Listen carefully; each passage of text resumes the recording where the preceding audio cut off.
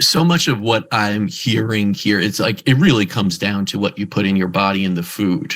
And we've done like, what kind of role does big food play in all of this? And do you feel we should have more of a regulatory kind of like we do with banks? I'm not about big regulations. I'm not about big government or anything like that. But you look, this is getting out of hand. Like, kids are seriously obese, and diabetes is just rampant.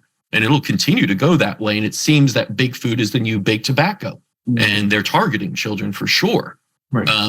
Do you feel there needs to be more regulations or more oversight into big food and what they're providing, especially since they're targeting children? 100%. The biochemistry that occurs when you consume these refined foods, very similar to drugs of abuse like amphetamines, like cocaine.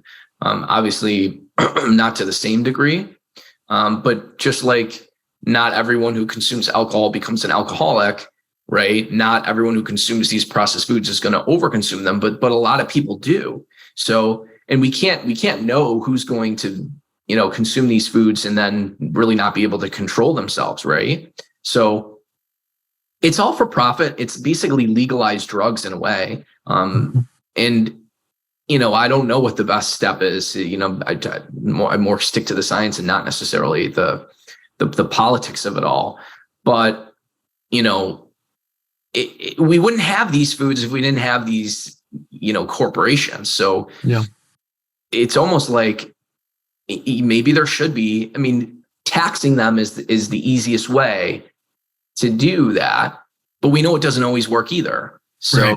And then you don't want to deprive people of foods also that, if they're only consuming it 10 to 20% of the time and it's enjoyable for them. But I think you're right. I think from a child standpoint, they can't determine what's the right amount of junk food and what's not. So it's almost like, it really comes down to the parents. But at the same time, they definitely shouldn't be targeting children. That's for sure. Yeah, that was going to be my next question really is, you can't take away all the freedoms of, choosing foods and everything like that and, move into that direction completely.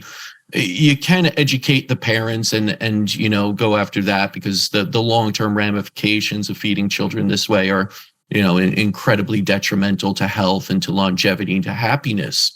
So you're a parent yourself. You live a busy lifestyle. Kids live busier and more hectic than ever. Eating quickly on the run is something that happens more and more. That's just today's society. So we can't really change, I think, that too much. But what would be your recommendation to a parent listening right now that maybe has a pantry full of, General Mills and Nabisco and all the other stuff that's sweet and corn syrupy and easy, right? And the child kind of gets happy off of it and doesn't scream when he has a vegetable in front of him. Like, what's your advice to parents out there who are struggling, who I understand don't have the time sometimes, to do it? Right.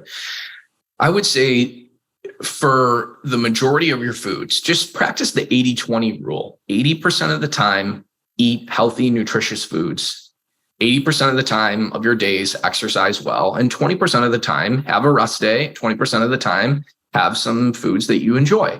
And if you can maintain that balance, great. Lock away those foods that you really have no control over yourself, right? Like, don't even have them in the house. But the ones that, you're not going to just overconsume like crazy, but are still going to, give you that satisfaction.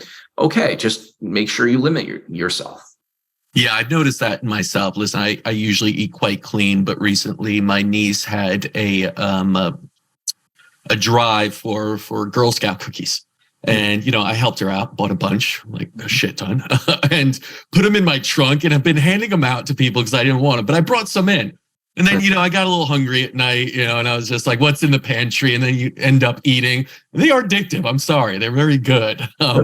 And that's the thing. It's if you don't have it, I would have went to sleep slightly, hungry or something, but it's fine. You wake up next day, you're fine. I'm used to intermittent fasting. So if you have it around, you will reach for it. You will go. So one of the best ways I found, just don't have it, right? And again, I have it. This is my 20% anyway. It's not going to crush me or suddenly put me on, a downward spiral into just eating Girl Scout cookies all day long. But I think that that's one of the best ways I've noticed of really keeping a cleaner diet is just don't have that stuff around you.